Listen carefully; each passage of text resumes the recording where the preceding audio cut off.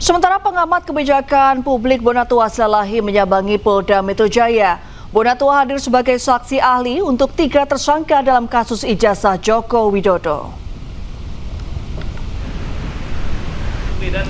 Bonatua diajukan sebagai saksi ahli meringankan oleh 3 tersangka, Roy Suryo, Rismon Syanipar, dan Dr. Tifauziah Tiasuma atau Dr. Tifa. Bonatua hadir sambil membawa salinan ijazah Jokowi yang sebelumnya diserahkan oleh KPU RI. Menurut Bonatua, penelitian Roy, Rismon, dan Tifa dilakukan untuk memastikan informasi yang ada dalam ijazah tersebut bukan memastikan keaslian ijazah. Selain Bonatua, saksi ahli lain yang diajukan oleh kubu Roy CS adalah Leoni Lydia. Leoni dihadirkan sebagai ahli informatika untuk menjelaskan prosedur penelitian ijazah Jokowi.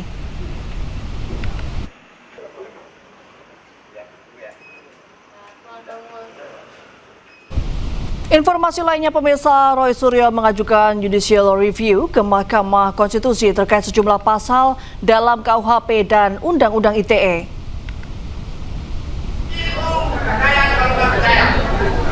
Langkah hukum ini disampaikan usai dirinya menghadiri deklarasi gerakan merebut kedaulatan di Menteng, Jakarta Pusat. Sebanyak 6 pasal menjadi target uji materi, termasuk pasal 310 dan 311 KUHP atau pasal 433 dan 434 KUHP baru. Roy juga menguji pasal 27, 28, 32 dan 35 Undang-Undang Informasi Transaksi Elektronik atau Undang-Undang ITE yang selama ini sering menjadi kontroversi dalam penerapannya di ruang digital.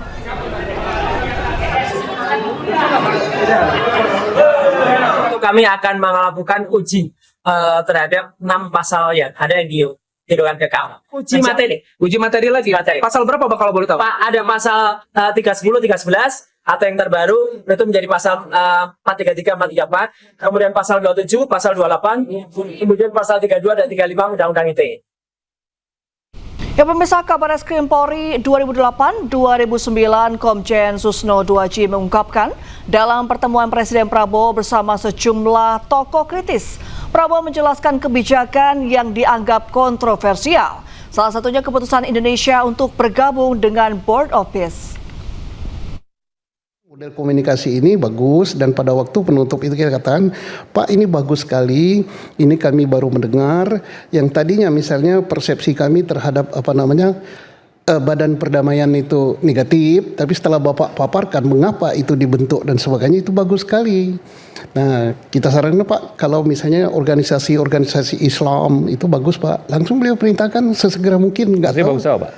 2 hari tentang Badan Perdamaian yang dibentuk Trump itu. Oh, Board of Peace. Iya, itu langsung kan pertemuan dengan organisasi Islam, pertemuan dengan Menlu dan Wamen, termasuk pertemuan yang semacam kami diundang itu adakan lagi katanya di Hambalang. Ya mungkin siap-siap aja Pak Rangkuti 2 gitu.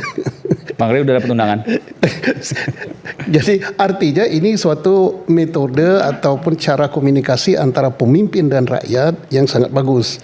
Dan kami juga mengira gitu, ada yang lucu gitu. Pak, kami tadi sebelum masuk itu sudah garang-garang gitu kan. Tetapi setelah keluar kok setelah tahu data, tahu benar, kami jadi jangan-jangan kami ini dikira terwoh gitu. Apa itu terwoh? Ternak Pak Prabowo, ketawa.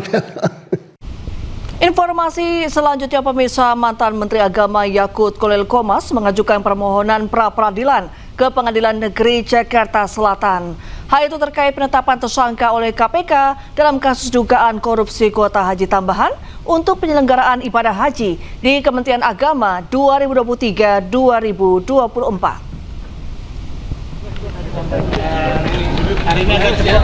Komisi Pemberantasan Korupsi KPK menghormati hak hukum mantan Menteri Agama Yakut Kolil Qomas sebagai tersangka.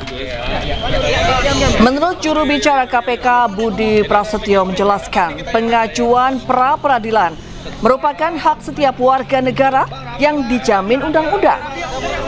Budi menegaskan seluruh tindakan penyidikan, hingga penetapan tersangka dalam rangkaian proses penanganan perkara ini dilakukan sesuai dengan ketentuan hukum acara yang berlaku.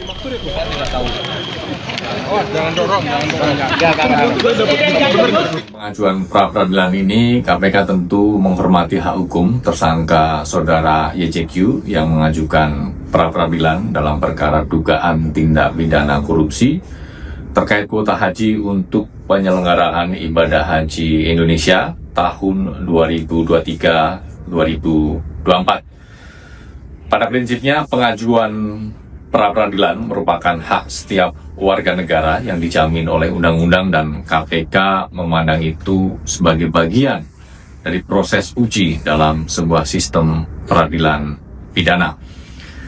Namun demikian, KPK tegaskan bahwa seluruh tindakan penyelidikan, penyidikan hingga penetapan seseorang sebagai tersangka dalam sebuah rangkaian proses penanganan perkara semuanya telah dilakukan sesuai dengan ketentuan hukum acara yang berlaku.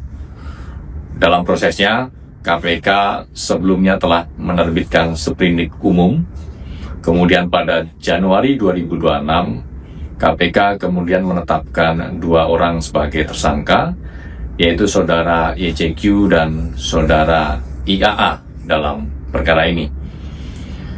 Kami pastikan bahwa setiap penetapan tersangka didasarkan pada kecukupan alat bukti yang sah sebagaimana diatur dalam peraturan perundang-undangan, baik pada aspek formil maupun materialnya. Pemirsa, hakim menolak gugatan pra-peradilan Dr. Richard Lee. Akibatnya Richard Lee tetap berstatus sebagai tersangka kasus dugaan pelanggaran perlindungan hak konsumen. Biaya kepada negara yang besarnya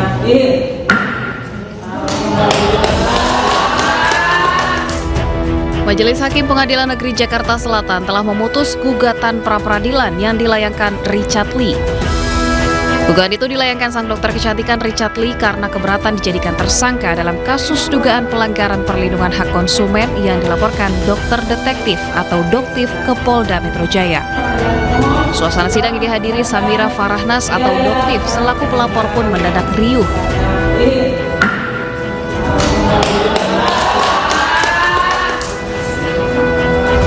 Di depan ruang sidang, Doktif melakukan sujud syukur usai gugatan Richard Lee ditolak.